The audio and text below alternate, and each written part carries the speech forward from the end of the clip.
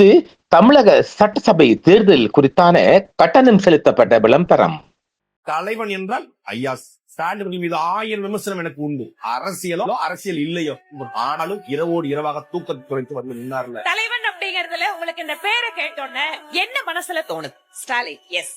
அக்கினி நெஞ்சில் குமுறும் எரிமலை கட்டின கலட்டும் ஆத்திரகாரா, அந்த குருதி அடிமுடி வேரில் அனலை திரட்டும் தைரியகாரா, கணீரம் தேடி கடலால தாண்டி வந்தாயே நீ கரிகாலா. அரவணைக்கிற போக்கு, அதை பேசி சரி செய்கிற போக்கு கலைஞரை விட திரு ஸ்டாலின் வந்து ஸ்ட்ராங்கா இருக்குன்னு நினைக்கிறேன். ஸ்டாலின் இஸ் மோர் டேஞ்சரஸ் தேன் கருணாநிதி. அதை இன்னைக்கு ஸ்டாலின் நிரூபித்துக் கொண்டிருக்கார். நீ கரிகாலா, தைரியம் தேடி கடலால தாண்டி வந்தாயே நீ கரிகாலா.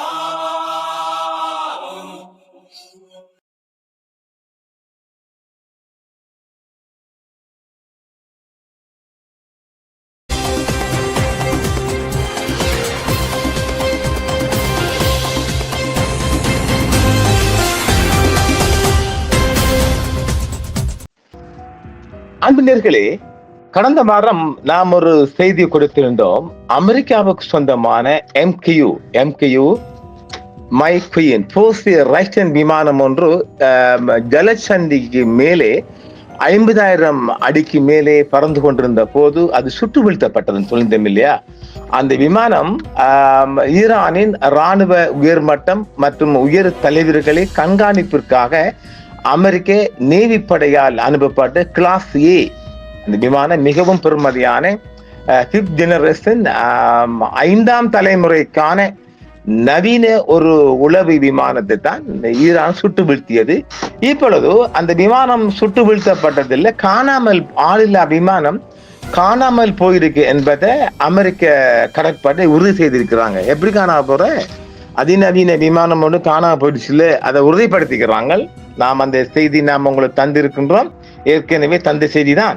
இப்பொழுது இன்று புதன்கிழமை அந்த செய்தியை அமெரிக்கா உறுதிப்படுத்தி இருக்கின்றது. வாருங்கள் செய்திக்குள் செல்வோம்.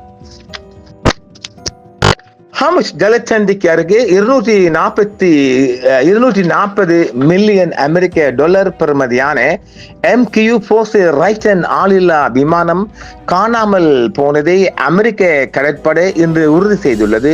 இது பாரசீக வளைகுடா பகுதியில் கண்காணிப்பு மற்றும் உலகளாவிய எண்ணெய் பாதுகாப்பு குறித்து ஒரு புதிய அச்சங்களை தூண்டியுள்ளது என்றும் பரவலாக சொல்லப்படுகின்றது. பாரசீக வளைகுடாவிற்கு மேலே அமெரிக்காவின் அரிதான MQ போசிய ரைட்டன் கடல்சார் கண்காணிப்பு ஆளில்லா விமானங்களில் ஒன்று காணாமல் போனது. அமெரிக்காவின் உளவு பலவீனம், ஈரான் பதட்டம் மற்றும் ஹார்முஸ் ஜலசந்தியின் பாதுகாப்பு குறித்த கவலையை இது மேலும் அதிகரித்துள்ளதாகவே சொல்லப்படுகிறது. பாரசீக வளைகுடாவிற்கு மேலே 240 மில்லியன் அமெரிக்க டாலர் பெறுமதியான ஆளில்லா விமானம் MQ-4C விமானத்தை இழந்ததாக அமெரிக்க கடற்படை இன்று உத்தியோகபூர்வமாக உறுதிப்படுத்தி இருக்கின்றது. இது உலகின் மிகவும் மூலோபாய ரீதியான அதிநவீன பலமான கடல்வழி பாதையின் ஒன்றில் புதிய நிச்சயமற்ற தன்மையை ஏற்படுத்தி இருப்பதாகவும் அமெரிக்க கடற்படையால் பார்க்கப்படுகின்றது. ஹார்முஸ் ஜலசந்தியை மீண்டும் திறப்பது தொடர்பான அமெரிக்கா ஈரான் இடையான ஒரு பலவீனமான போர் நிறுத்த ஒப்பந்தம் கையெழுத்தான சில நாட்களுக்கு பிறகு இந்த சம்பவம் நிகழ்ந்துள்ளது. இது அமெரிக்காவின் கண்காணிப்பு திறன் மற்றும் பிராந்திய எரிசக்தி போக்குவரத்தின் பாதுகாப்பு குறித்த கவலைகளை உடனடியாக அதிகரித்துள்ளது. உலகளவில் வர்த்தகம் செய்யப்படும் எண்ணெயில் கிட்டத்தட்ட 20% ஹார்முஸ் ஜலசந்தி வழியாக செல்வதால் அதிக மதிப்புள்ள ஒரு அமெரிக்க உளவு தளம் அளிக்கப்படுவது அல்லது காணாமல் போவது என்பது இராணுவ அடையாளத்திற்கு அப்பாற்பட்ட நீண்ட கால விளைவுகளை கொண்டுள்ளது. எந்த பணியாளர்களுக்கும் காயம் ஏற்படவில்லை என்றும் விமானத்தின் உடைந்த பாகங்கள் எதுவும் இன்னும் மீட்கப்படவில்லை என்றும் விமானத்திற்கு எதிராக விரோதமாக நடவடிக்கை எடுக்கப்பட்டதற்கான அதிகாரப்பூர்வ ஆதாரமும் இன்னும் இல்லை என்றும் அது ஒரு கடற்பகுதியில் விழுந்திருக்கலாம் என்றும் சொல்லப்படுகின்றது. அதாவது 50,000 அடிக்கு மேல் பறந்த இந்த ஆளில்லா விமானத்தை ஈரான் சுட்டு வீழ்த்தி இருப்பதாகவே அமெரிக்கா கருதுகிறது. பகைவர்களின் ஈடுபாடு உறுதி செய்யப்படவிட்டாலும் இத்தகைய அரிய வகை ட்ரோன் காணாமல் போனது பெருகி வரும் போட்டி நிறைந்த வளைகுடா வான்வெளியில் அமெரிக்க உளவு கண்காணிப்பு மற்றும் உளவு வலையமைப்புகள் போதுமான அளவு தாக்கு பிடிக்கும் திறனுடன் இருக்கின்றனவா என்பது மிகப்பெரிய கேள்விக்குறியாக வந்திருப்பதாகவும் சொல்லப்படுகிறது. இதில் சம்பந்தப்பட்ட MQ-40 ரைட்டன் பாரசீக வளைகுடா மற்றும் ஹாம்ஸ் ஜலசந்தியின் மீது வழக்கமான கடல்சார் உளவு ரோந்து பணியில் ஈடுபட்டிருந்த போது திடீரென ஈரானிய வான்வெளியை நோக்கி திரும்பியதாக கூறப்படுகிறது. திறந்த மூலபாய விமான பயண கண்காணிப்பு தரவுகள் அந்த ட்ரோன் முதலில் ராஸ்பண்டர் குறியீடு 707400 அனுப்பியதாக காட்டின. இது ட்ரோனுக்கும் அதன் தொலைதூர இயக்குநர்களுக்கும் இடையே ஏற்பட்ட தகவல் தொடர்பு தோல்வியை குறிக்கிறது. சில நிமிடங்களுக்கு பிறகு ரைட்டன் ராஸ்பண்டர் குறியீடு 7700 மாறி ஒரு பொது அவசர நிலையை அறிவித்து பின்னர் அது சுமார் 52,000 அடியிலிருந்து அபாயகரமான குறைந்த உயரத்தை நோக்கி வேகமாக இறங்கியதாக சொல்லப்படுகிறது. இந்த நிகழ்வுகளின் தொடர் ட்ரோன் இன்னும் மீட்கப்படாத நிலையுடன் சேர்ந்து ஒரு தனிப்பட்ட விமான விபத்தை பாரசீக வளைகுடா முழுவதும் அமெரிக்க படைகளின் நிலைப்பாடு குறித்து ஒரு பரந்த மூலபாய விவாதமாக மாற்றியுள்ளது. விமானம் காணாமல் போனது அமெரிக்க கடற்படையின் மிகவும் மேம்பட்ட உயரமான கடல்சார் உளவு அமைப்புகள் கூட இப்போது தொழில்நுட்ப கோளாறு, மின்னணு குறுக்கீடு அல்லது பெருகி வரும் அதிநவீன பிராந்திய எதிர் ISR திறன்களால் அதிகரித்து வரும் பாதிப்பை எதிர்கொள்ளக்கூடும் என்ற கவலைகளையும் தீவிரப்படுத்தியுள்ளது. உலகளவில் 20க்கும் குறைவான MQ-40 ரைட்டன் ட்ரோன்களிலே அமெரிக்க கடற்படை இயக்கி வரும் நிலையில் அவற்றில் ஒன்றை இழந்ததால் உலகின் மிகவும் ராணுவ நெரிசல் மிகுந்த மற்றும் பொருளாதார முக்கியத்துவம் வாய்ந்த கடல்சார் களங்களில் ஒன்றில் தொடர்ச்சியான கண்காணிப்பு பாதுகாப்பு உடனடியாக குறைந்து விடப்பட்டுள்ளது என்றும் சொல்லப்படுகிறது. அவசரகால குறியீட்டுக்கு பிறகு ஈரான் அருகே அமெரிக்க கடற்படையின் MQ-40 ரைட்டன் ட்ரோன் காணாமல் போனது. அமெரிக்காவின் 200 மில்லியன் அமெரிக்க டாலர் மதிப்பிலான உளவு ட்ரோனை தெஹ்ரான் சுட்டு வீழ்த்தப்பட்டுள்ளது என்றும் சொல்லப்படுகிறது. காணாமல் போன அந்த விமானம் சுமார் 3 மணி நேரம் நீடித்த ஒரு வழக்கமான கண்காணிப்பு பணியின் போது BBP PE-804 அல்லது ஓவல் D14 போன்ற அழைப்பு குறியின் கீழ் இயங்கிக் கொண்டிருந்த வரிசை எண் 169804 உடையதாக இருக்கும் என்றும் சொல்லப்படுகிறது. ஆரம்பத்தில் ஒரு வழக்கமான கடல்சார் ரோந்து பாதையை பின்பற்றிய பிறகு அந்த ட்ரோன் தனது முன்னோக்கிய இயக்க இடக்கத்திற்கு திரும்பும் பயணத்தை தொடங்கிய போது எதிர்பாராத விதமாக ஈரானை நோக்கி அது வீழ்த்தப்பட்டது என்றும் சொல்லப்படுகிறது. அந்த விமானம் இறுதியில் அமெரிக்க கடற்படையின் முக்கிய வெளிநாட்டு ட்ரோன் மையங்களில் ஒன்றான இத்தாலியில் உள்ள சிகோனல்லா கடற்படை விமான தளத்தை நோக்கி சென்று கொண்டிருந்து இருக்கலாம் என்றும் அறிக்கைகள் காட்டுகிறது. அது பொய்யாகவும் சொல்லப்படுகிறது.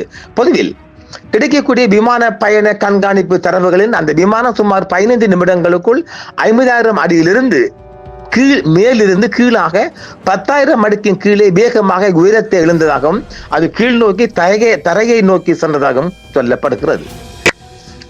சில கண்காணிப்பு பதிவுகள் அந்த ட்ரோன் மேலும் கீழிறங்கி அதன் ரான்ஸ்பாண்டர் சமிஞ்சை முற்றிலுமாக மறைவதற்கு முன்பு சுருக்கமாக 9,500 அடிக்கும் 6,000 அடிக்கும் இடையில் சென்றதாக குறிப்பிடப்படுகின்றது.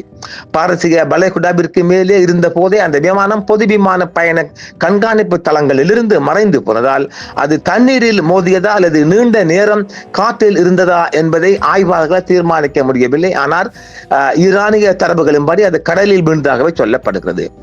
MQ-40 பொதுவாக மிக அதிக உயரத்திலும் நீண்ட நேர பரப்பிலும் இயங்குவதால் இத்தகைய வேகமான மற்றும் கட்டுப்பாடற்ற இறக்கம் ஒரு அசாதாரண அமைப்பு செயலிழப்பை உடனடியாக சுட்டி காட்டியது. பொதுவில் வெளியிடப்பட்ட டெலிமெட்ரி செய்திகளின் படங்கள் அல்லது மீட்பு நடவடிக்கைகள் இல்லாதது ட்ரோனின் இறுதி நிமிடங்கள் மூலபாய ரீதியாக முக்கியத்துவம் வாய்ந்ததாகவும் அவை செயல்பாட்டு ரீதியாக தெளிவற்றதாகவும் இருப்பதாக சொல்லப்படுகிறது. சாத்திய கூறுக்கு இடையே அது வேறுபாட்டு காணப்படுவதாக மீட்கப்பட்ட விமான சிதைவுகள் அல்லது விமானத்தின் இருந்த பயண தரவுகள் இல்லாதால் MQ-40 அதன் இறுதி நிமிடங்களில் தொடர்ச்சியான தொழில்நுட்ப கோளாறுகளையோ செயற்கைக்கோள் இணைப்பு துண்டிப்பையோ அல்லது இன்னும் வெளிப்படாத வேறு ஏதேனும் நிகழ்வுகளையோ சந்தித்ததா என்பதையும் இன்னும் உறுதியாக சொல்ல முடியவில்லை. MQ-40 ரைட்டன் என்பது நாட்ராஃப் கிரம்ப்டனின் முதன்மையான உயரமான இடங்களில் நீண்ட நேரம் பறக்கும் கடல்சார் உளவு தளமாகும் என்றும் இது பரந்த கடல் செயல்பாட்டு சூழல்களில் தொடர்ச்சியான கண்காணிப்பை வழங்குவதற்காக பிரத்யேகமாக வடிவமைக்கப்பட்ட மிகப்பெரிய உளவு விமானம் என்றும் சொல்லப்படுகின்றது.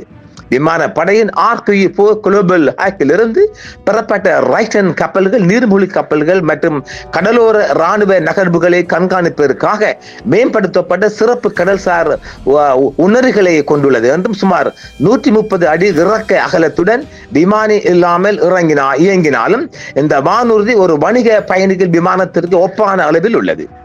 இந்த தளம் வழக்கமாக 50,000 அடிக்கு மேல் பறக்கிறது என்றும் மற்றும் எரிபொருள் நிரப்ப தேவையின்றி 24 முதல் 30 மணி நேரம் வரை காற்றில் நிலைத்து நிற்கக்கூடிய விமானம் என்றும் சொல்லப்படுகின்றது. அதாவது மிகவும் உயர் சக்தி கொண்டதும் 5th ஜெனரேஷன் 5ஆம் தலைமுறைக்காக அமெரிக்காவால் இயக்கப்பட்ட தயாரிக்கப்பட்ட அதிநவீன உளவு கப்பல் தான் இழக்கப்பட்டிருக்கின்றது. அது உத்தியபூர்வமாக அது இப்போ ஏற்றுக்கொள்ளப்பட்டிருக்கின்றது.